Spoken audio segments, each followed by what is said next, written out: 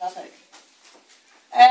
Okay, now our third featured poet this afternoon is Sylvia Taylor. Sylvia is an award-winning freelance writer, editor, educator, and communications specialist in Metro Vancouver.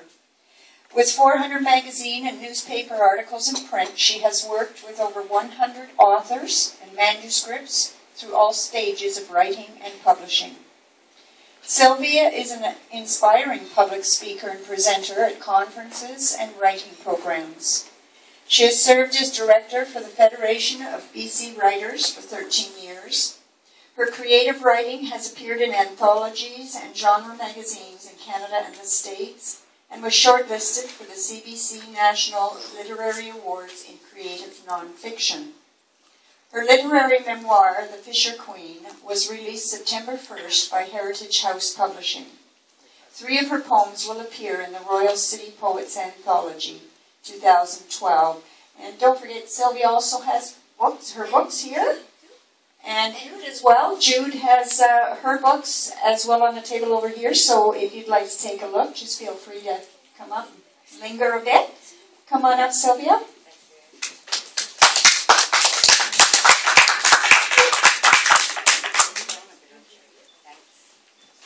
That should be okay. Hi, everybody. When I had the wonderful opportunity to be one of the featured readers here today, I said to Janet, "Oh, honey, I got to say I'm running a little low on my very, very thin little portfolio of poems." And she said, "Oh, don't worry about it. Everything you write's like poetry." So with that support, I thought, well, I'll read one of the more lyrical parts of my newly released book, which is The Fisher Queen, that was published by Heritage House and released September 1st.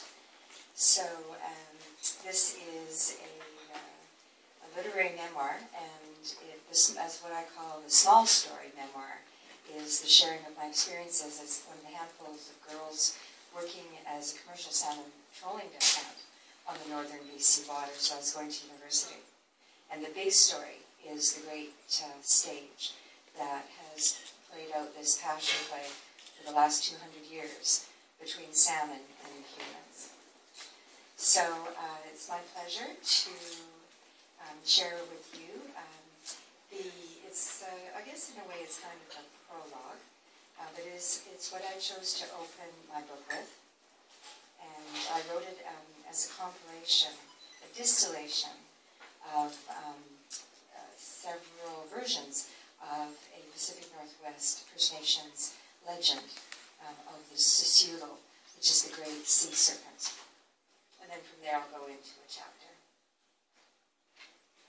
From the depths of the sea between the mountains, from the doorways of the supernaturals, he fiercely guards. The great serpent comes. Wings of thunderbird, twin heads of wolf, silver sides of salmon, forked tongue of snake, fierce-hearted dragon, earth wisdom of bear, traveling in seas and rain and blood and tears, he transforms himself, for he is the shapeshifter, the soul searcher, the truth seeker. He comes to judge all humankind. He comes to judge your courage, your heart, your soul, your spirit. He finds you in your deepest, darkest fear. He comes to you in your life-changing times.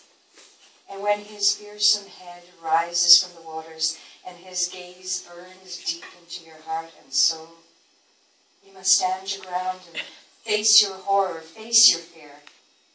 And when his second, more fearsome head rises from the waters to steal your soul, each face will see the other, your true self reflected in them.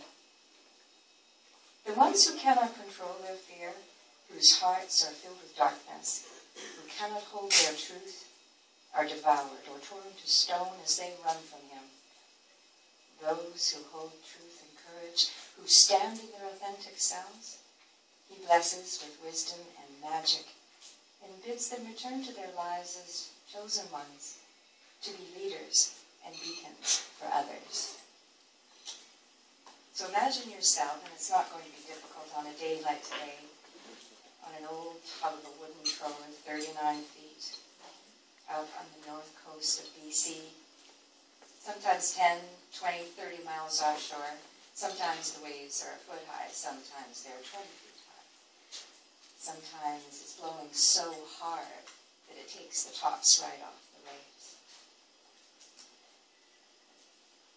This chapter I'm going to share with you is actually a very sort of beatific place in this journey, and it's taking place in this wonderful little town called Sontula, and if you're familiar with it, it's on an island all the way up through the inside passage to the north of the BC coast. And I am, as can be described, as a Jack Russell Terrier in human form. Exactly. Exactly. I'm just going to read the last 2 lines of the chapter before, as a segue into this one. We're just on our way up north. We're about 100 miles up into our 400-mile trip straight north. Charts, so they're called charts. And tomorrow I'm going to start showing you how to tie gear if everything goes okay. So until then, everything.